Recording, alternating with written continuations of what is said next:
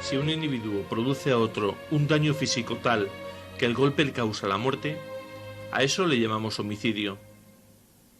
Si el autor supiera de antemano que el daño va a ser mortal, llamaremos a su acción asesinato. Pero si la sociedad reduce a centenares de proletarios a un estado tal que necesariamente caen víctimas de una muerte prematura y antinatural, de una muerte tan violenta como la muerte por medio de la espada y de la maza, si impide a millares de individuos las condiciones necesarias para la vida, si los coloca en un estado en que no pueden vivir, si los constriñe con el brazo fuerte de la ley a permanecer en tal estado hasta la muerte, muerte que debe ser la consecuencia de ese estado, si esa sociedad sabe, y lo sabe muy bien, que esos millares de individuos deben caer víctimas de tales condiciones, y sin embargo deja que perdure tal estado de cosas, ello constituye justamente un asesinato, como si lo cometiera cualquier persona, solamente que un asesinato más oculto, más pérfido, un asesinato contra el cual nadie puede defenderse, que no lo parece, porque no se le ve al autor, porque no es obra de uno, sino obra de todos, porque la muerte de la víctima parece natural y porque no es tanto un pecado de acción como un pecado de omisión. Pero ello no deja de ser un asesinato premeditado. Esta afirmación de Friedrich Engels apareció probada con abundante documentación, inclusive con testimonios tomados de documentos oficiales, en 1845. En Nueva York, la edición de la obra de Engels, La situación de la clase obrera en Inglaterra, se publicó por primera vez en 1885. Un año después culmina en Estados Unidos la lucha por la jornada de 8 horas. Antes del crimen de mayo, Chicago, donde dominaba el estilo de vida capitalista, ya era una ciudad de mártires. Muchos obreros partían hacia el trabajo a las 4 de la mañana y regresaban a las 7 u 8 de la noche, o aún más tarde, de modo que jamás veían a sus hijos y a mujeres a la luz del día. Su trabajo se acumulaba en manos de los patronos. Chicago ya era la segunda ciudad de los Estados Unidos, mientras miles de obreros carecían de lo indispensable para una vida digna.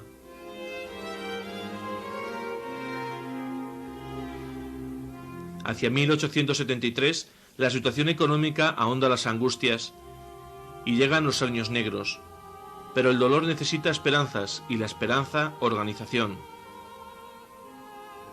Se forman numerosos grupos para luchar por las 8 horas, y los caballeros del trabajo declaran en 1874 que se esforzarán en obtener sus demandas, mediante la negativa a trabajar más de 8 horas.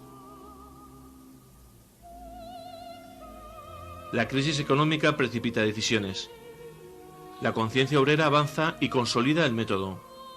Ahora la lucha por las 8 horas aparece ligada otra vez a la idea de la huelga general.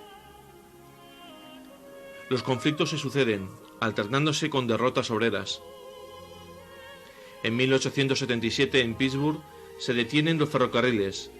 Sus obreros exigen las 8 horas. La huelga se prolonga. La furia crece con el hambre, pero finalmente triunfan los que cuentan con el respaldo de las armas e imponen la paz del régimen. Los obreros, esta vez, son vencidos. Más tarde nacería la Federación Americana del Trabajo, y en su segundo congreso, hacia finales de 1882, se reinicia la lucha. En representación de los trabajadores de Chicago, la Asamblea de Sindicatos maneja algunos argumentos frente a la persistente oposición de algunos legisladores y patronos. Las organizaciones obreras solicitan a los partidos, los mismos de hoy, el republicano y el demócrata, que definan posiciones. Más tarde, en noviembre de 1984, en el Congreso de la AFL se reconoce el fracaso de las gestiones ante organizaciones políticas y, como consecuencia, muchos militantes obreros sostienen que se obtendrá más por presión directa sobre los patronos. Se abre camino la idea de una acción sindical unánime. Finalmente, las organizaciones de trabajadores de Estados Unidos y Canadá resuelven en 1884 que la duración de la jornada de trabajo desde el 1 de mayo de 1886 será de 8 horas. Y recomiendan a las organizaciones sindicales hacer promulgar leyes acordes con esta resolución a partir de la fecha establecida, invitándose a participar en el movimiento de los caballeros del trabajo. Aparece así, pues, por primera vez la idea de hacer el del 1 de mayo una jornada de reivindicación obrera unida a la reivindicación de las 8 horas. ¿Por qué el 1 de mayo y no otro día? Esa fecha correspondía en América del Norte al comienzo del año del trabajo y a partir de ella se efectuaban masivamente las contrataciones de servicios. Más allá de la explotación, la unidad en la decisión de luchar enciende la esperanza de los trabajadores. Aquella es una primavera de la fraternidad. Se preparan folletos, periódicos, mítines explicando los motivos de la lucha, y esta avanza en la conciencia de la clase obrera. En la primavera de 1885, la Fraternidad de Carpinteros organiza el movimiento de las 8 horas en toda la costa del Pacífico. La Cámara Sindical de los Carpinteros y Ebanistas de Chicago anuncia que el 3 de mayo comenzará la jornada normal de 8 horas. Sus integrantes se comprometen a paralizar el trabajo en todos los talleres en los que no se aplique la jornada de 8 horas. La senda está trazada. Pero llega un abril violento. Se extienden las huelgas, a veces acompañadas de enfrentamientos con las fuerzas del orden. Las llamas de la cuestión social iluminan al presidente Cleveland, que reconoce ante el Congreso que las relaciones entre capital y trabajo son muy poco satisfactorias, y esto en gran medida gracias a las ávidas e inconsideradas exacciones de los empleadores. 32.000 obreros, en especial mineros de Virginia, conquistan en la lucha la jornada de 8 horas. Pero dos enfoques y dos concepciones se enfrentan. Por un lado, la AFL, cuyos dirigentes no están aún comprometidos con intereses ajenos a los trabajadores. Por otra parte, los patronos, cuyos portavoces hablan sin rodeos y dirán, por ejemplo, que la lucha por las 8 horas es una de las más consumadas sandeces que se hayan sugerido nunca sobre la cuestión laboral. O dirán también que la idea de hacer huelga en favor de las 8 horas es tan cuerda como la de hacer huelga para conseguir la paga sin cumplir las horas de trabajo. Al fin amanece. Es el 1 de mayo de 1886. Las manifestaciones confirman la voluntad obrera. 8 horas de trabajo, 8 horas de descanso, 8 horas para la formación. A partir de hoy, ningún obrero debe trabajar más de 8 horas por día.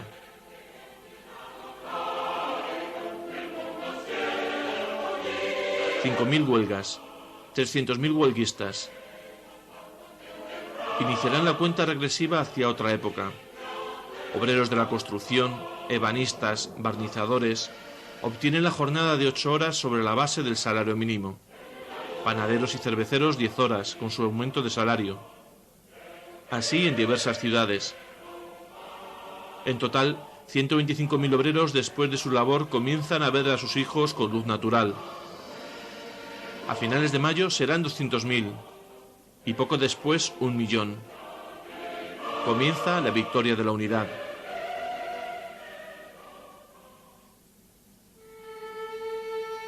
La jornada fue sangrienta en Milwaukee, donde el movimiento creció con la fuerza del mar.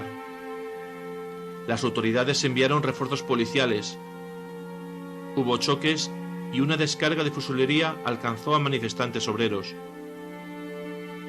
Desde la columna responden con piedras y mueren 9 obreros. En Chicago el 3 de mayo la tragedia es aún mayor.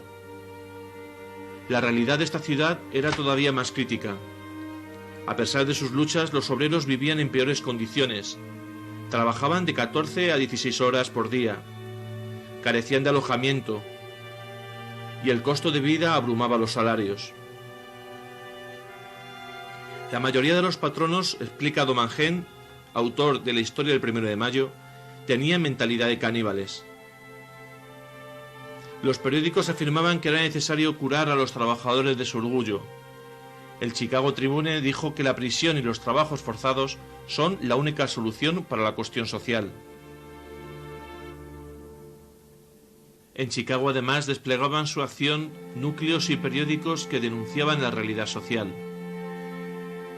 como por ejemplo el Arbeiter Zeitung, editado en alemán y estando dirigido por Augusto Spies, o como el Alarm, semanario inglés, teniendo como redactor jefe a Albert Parsons, norteamericano a quien sus amigos socialistas habían propuesto su candidatura a la presidencia de la República. Domangent, en su Historia del 1 de mayo, explica que en torno a estas publicaciones y a 8 o 10 grupos que alcanzaban a casi 2.000 miembros, se prodigaba sin límite todo el núcleo de militantes anarquistas, agitadores con alma de apóstoles. Entre ellos, William Holmes, autor de diversos folletos, Samuel Fielden, obrero textil, George Engel, Louis Ling, Adolfo Fischer y Oscar Nieve, que estarán entre los mártires y otros luchadores infatigables. Los trabajadores de Chicago respondieron en gran número al llamamiento de sus organizaciones. Días después del 1 de mayo quedaban aún de 35.000 a 40.000 huelguistas. Otros sectores enfrentaban el cierre patronal o el despido. La fábrica de máquinas McCormick despidió a 1.200 obreros, reemplazándolos parcialmente por rompehuelgas. El 3 de mayo, los huelguistas fueron a la salida de la empresa a escarnecer a los amarillos. Allí estaba la fábrica insolente empleando para reducir a los obreros que luchan contra el hambre a las mismas víctimas desesperadas del hambre, relatará Martí. Hubo choques con la policía, 5 muertos y 50 heridos, todos obreros. Más tarde se convocará al pueblo al mitin de protesta en High Market, la plaza del mercado de heno. A último momento de la manifestación, toma carácter pacífico recomendándose a los trabajadores que concurran sin armas. Ante 15.000 personas hablan Spies, Fielden, Parsons. Demostrando de que no se esperaban incidentes, había concurrido al mitin con su mujer y sus 2 hijos pequeños. Cuando la multitud se retiraba, irrumpió la policía y atacó a los manifestantes. Una bomba cayó entonces en filas policiales y 2 agentes mueren en el acto, 6 más tarde. La policía dispara sobre la muchedumbre, caen 50, muchos heridos de muerte. Después, la historia de tantas latitudes, se declara estado de sitio. Todo el equipo de Arbeiter es detenido. Y se apresa a Spies, Fielden, Fischer y demás compañeros. Parsons, que se había refugiado en casa de amigos, se presenta ante los jueces para compartir la suerte de sus compañeros. Dirá que si es necesario subirá al cadalso por los derechos del trabajo, la causa de la libertad y el mejoramiento de la suerte de los oprimidos. El proceso será una farsa. El primer paso fue la elección de un jurado adicto a los patronos. Luego, el propio Ministerio Público preparó los falsos testimonios. No había existido la menor participación de los inculpados en el atentado, pero uno de los jurados, cuando se le argumentó la inocencia de los acusados, confesó: «Los colgaremos lo mismo. Son hombres demasiado sacrificados, demasiado inteligentes y demasiado peligrosos para nuestros privilegios». El 20 de septiembre, la Corte Suprema no acepta anular la sentencia por vicios de forma. Lucy Parsons publicará más tarde las últimas palabras de los militantes obreros. Fischer dirá: «Este mundo no me parece justo, y batallo ahora muriendo para crear un mundo justo. En todo tiempo los poderosos han creído que las ideas de progreso se abandonarían con la supresión de algunos agitadores.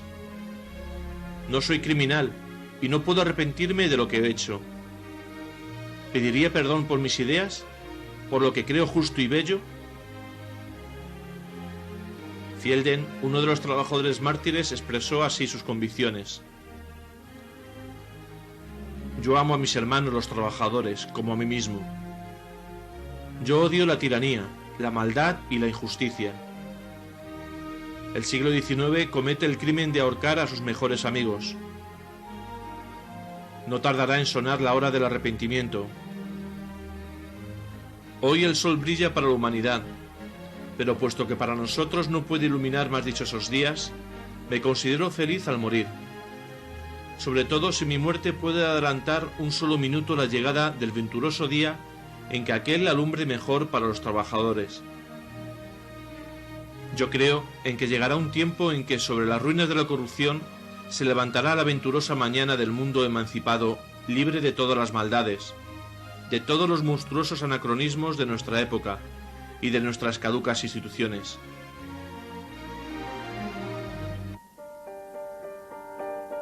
El día de la ejecución, explican calificados cronistas, obreros sollozaban como niños. 6.000 personas siguieron a los féretros bajo banderas rojas.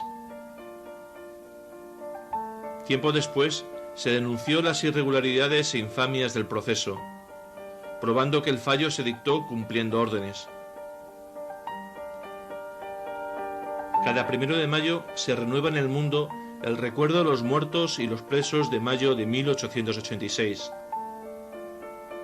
3 años más tarde, la Internacional Socialista decidirá organizar una gran manifestación mundial en fecha fija, el 1 de mayo, para intimar a los gobiernos la reducción de la jornada de trabajo a 8 horas. La decisión afirmará en la memoria obrera el recuerdo de los mártires,